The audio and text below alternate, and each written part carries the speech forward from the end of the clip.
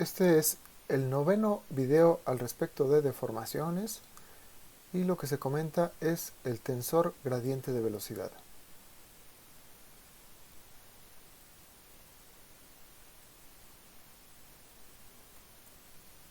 En este caso partimos del mapeo, que lo hemos estado describiendo como una función que me dice las coordenadas en un cierto tiempo de un punto que en el tiempo de referencia estaba en esta posición. En un video anterior hemos visto que a partir de este mapeo podemos calcular la velocidad de cada uno de los puntos de este cuerpo que se está deformando, tomando la derivada parcial de este mapeo con respecto al tiempo. Esto resulta en una función de las coordenadas en la configuración de referencia. Pero teniendo en cuenta que podemos invertir este mapeo para una deformación razonablemente bien portada, podemos escribir esta misma velocidad del cuerpo en función de las coordenadas ya deformadas y el tiempo.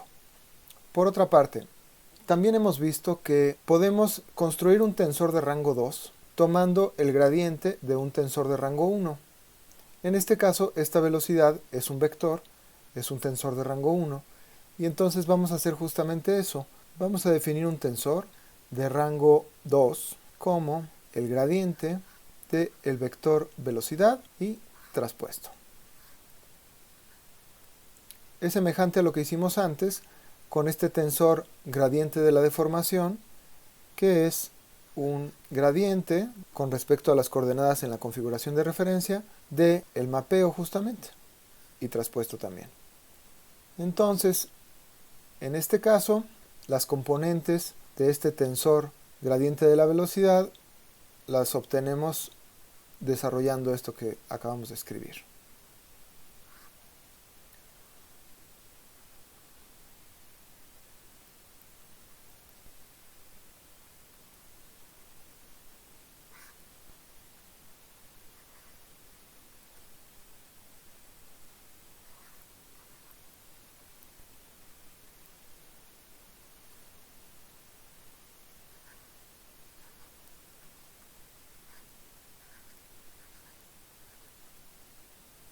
En este último paso, lo único que hicimos fue invertir el orden de los índices para operar esta traspuesta que está indicada aquí. Entonces, el elemento IJ de L es justamente BI derivado con respecto a XJ. Ahora, para poder relacionarlo con algunos otros tensores que ya hemos estudiado, escribamos la componente de este tensor de la siguiente manera. Primero, un medio de lo que ya teníamos, otro medio de lo mismo, un medio del coeficiente que tiene los índices invertidos y menos un medio de este coeficiente con los índices invertidos. Es decir, lo que ya teníamos lo partimos en dos pedazos y luego sumamos 0. Reorganizamos los términos de esta manera.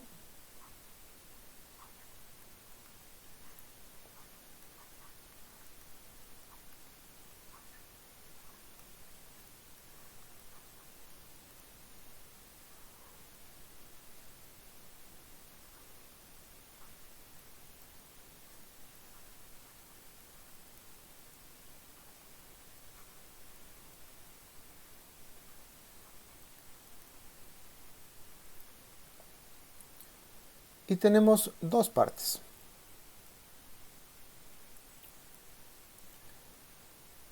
Esta primera parte la podemos pensar como la componente de un tensor D mayúscula.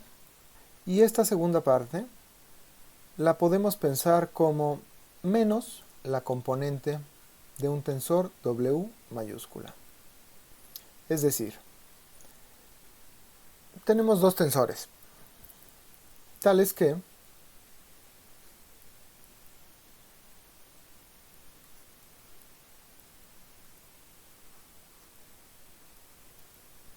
y una de las razones para haber descompuesto este tensor L en dos tensores D y W es que este tensor de aquí se parece mucho a un tensor que ya habíamos descrito, que es el tensor infinitesimal de deformación.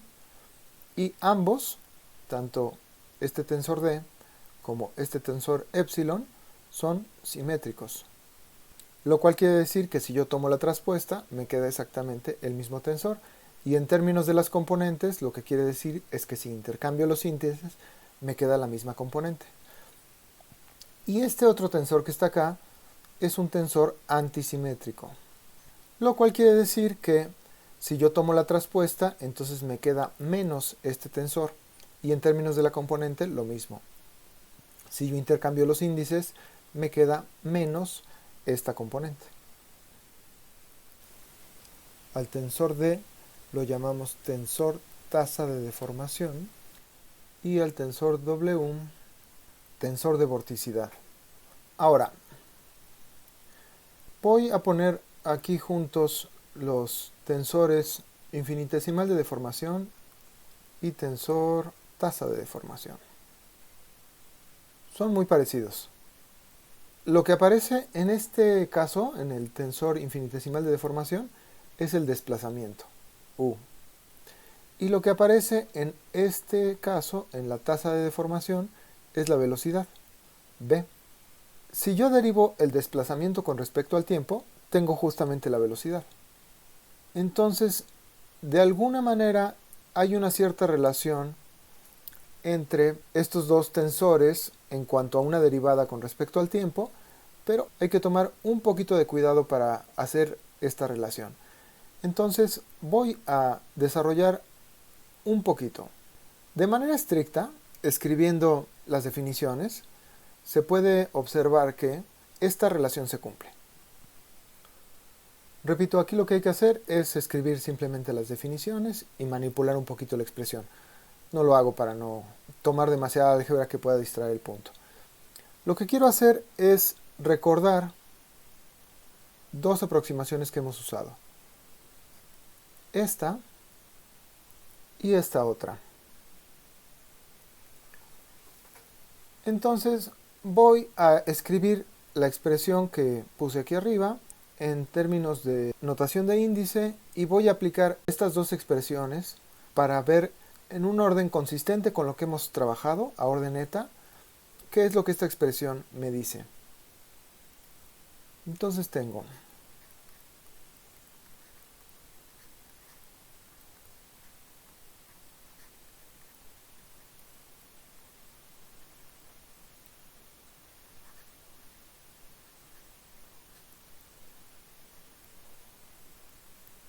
observo los índices libres en este caso son J y S.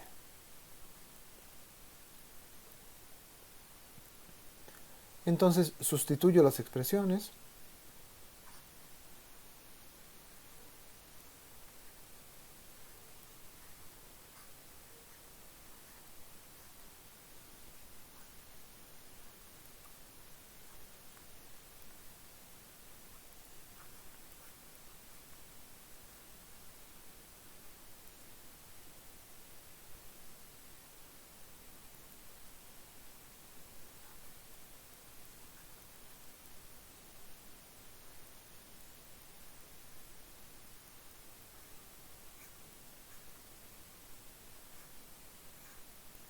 Corrijo.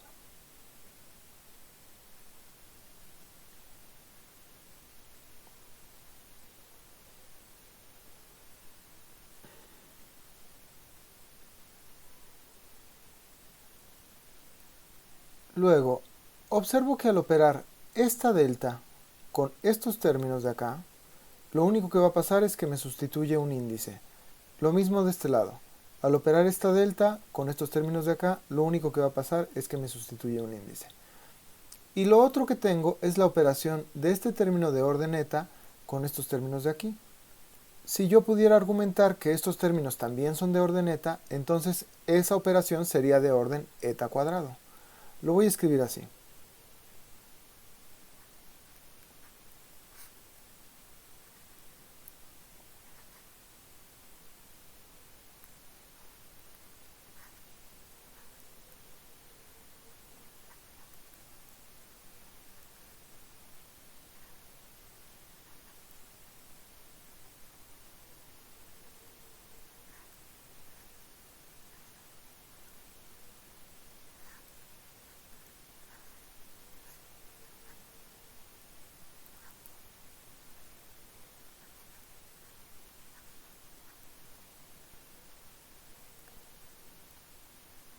De este otro lado tengo la derivada del tensor infinitesimal de deformación y un término que yo quisiera argumentar que también es de orden eta cuadrado. Es decir, al tomar la derivada de un término de orden eta cuadrado, tengo otro término de orden eta cuadrado.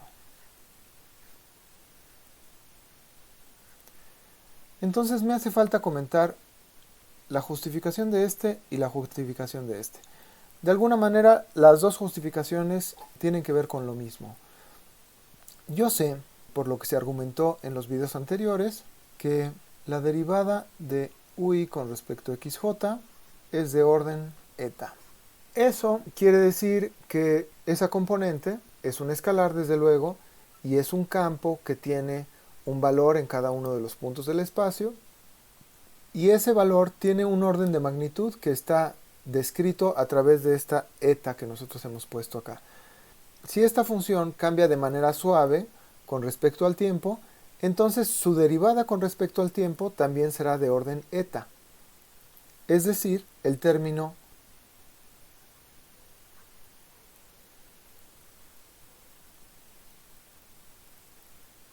será de orden eta también. Más o menos lo mismo pasa con este otro término de acá.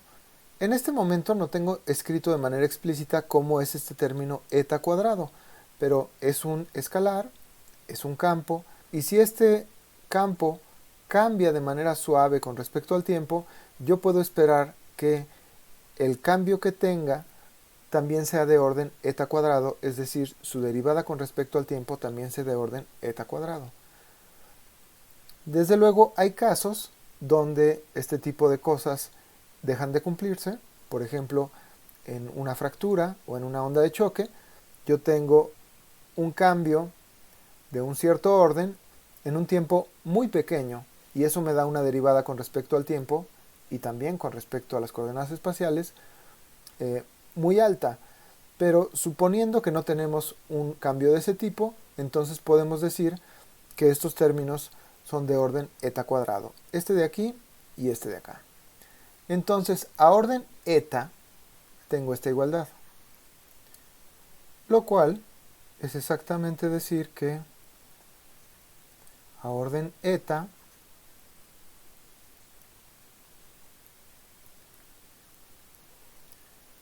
y eso es bueno porque si yo ya tengo una interpretación geométrica para este tensor de aquí, entonces puedo utilizarla para darle una interpretación geométrica a este tensor de aquí, que es el tensor tasa de la deformación.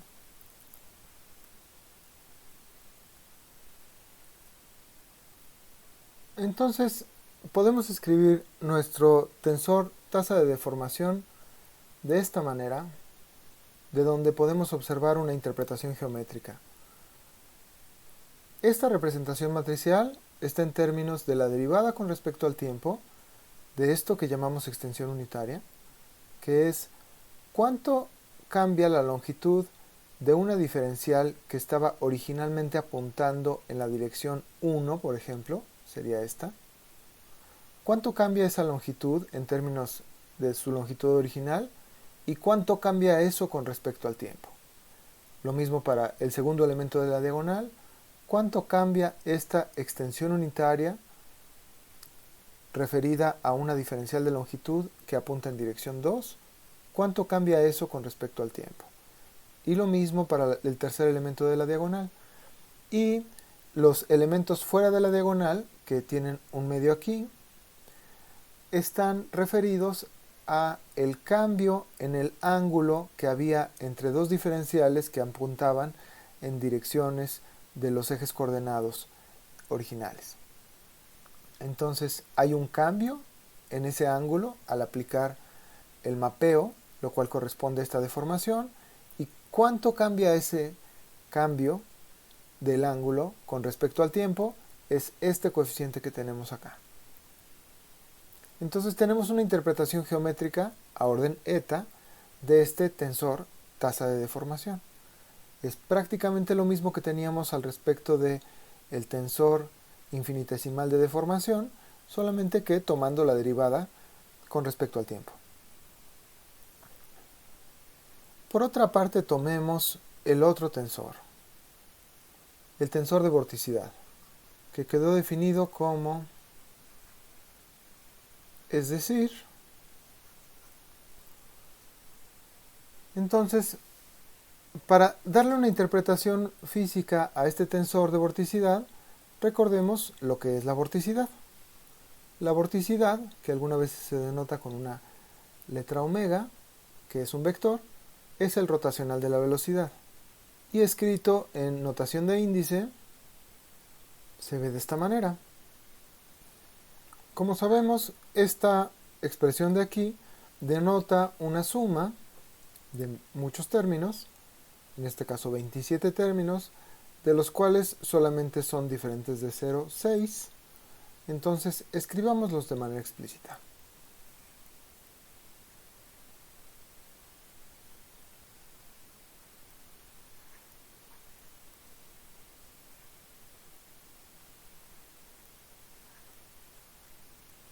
La idea de haberlos escrito de esta manera es poder observar que estos coeficientes que aparecen aquí son muy semejantes a lo que aparece acá. Es decir, las componentes de este tensor de vorticidad son justamente estas componentes de este vector de vorticidad que está aquí. Para establecer esta relación de manera clara, escribamos explícitamente la representación matricial de este tensor.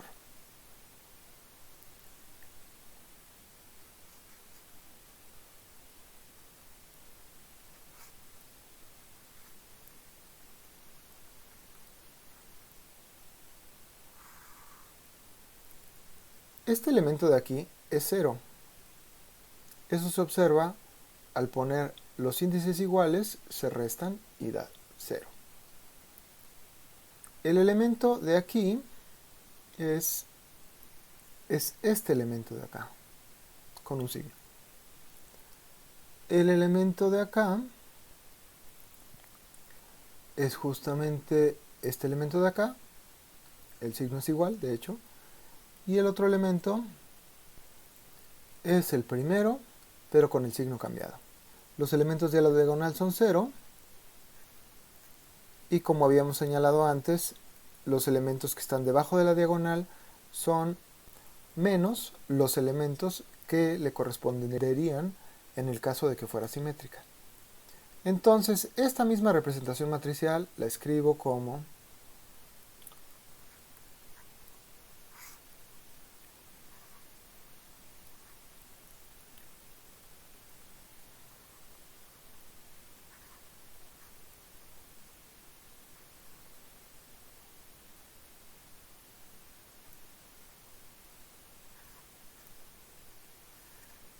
y los elementos debajo de la diagonal no los escribo. Es decir, este tensor vorticidad tiene justamente tres entradas independientes que son exactamente las mismas tres entradas del vector de vorticidad. Y la vorticidad, como vector, tiene una interpretación geométrica que se puede enunciar de la siguiente manera. Es 2 veces la velocidad angular de una partícula muy pequeña que viaja junto con el fluido y rota. La velocidad angular de esa rotación está descrita por esta vorticidad que está aquí. La magnitud del vector vorticidad es 2 veces la velocidad angular de esa pequeña partícula que va rotando mientras va viajando junto con el fluido. Y desde luego, esta rotación está causada por el campo de velocidades B, que es el campo de velocidades con que se mueve este cuerpo que se está deformando. En muchas ocasiones, esta vorticidad se utiliza para describir fluidos. Por eso dije fluido de manera casi inmediata hace un momento. Entonces, nuestro tensor gradiente de la velocidad lo podemos descomponer en dos pedazos. Primero, el tensor D, que se llama tasa de deformación, que es un tensor simétrico, me indica cuál es la derivada con respecto al tiempo de una dilatación de un pequeño elemento del cuerpo que se desplaza con esta deformación del cuerpo. Y el segundo tensor, el tensor de vorticidad, me está indicando a qué velocidad va a rotar este pequeño elemento del cuerpo por virtud de la deformación del cuerpo. Este tensor de vorticidad es un tensor antisimétrico.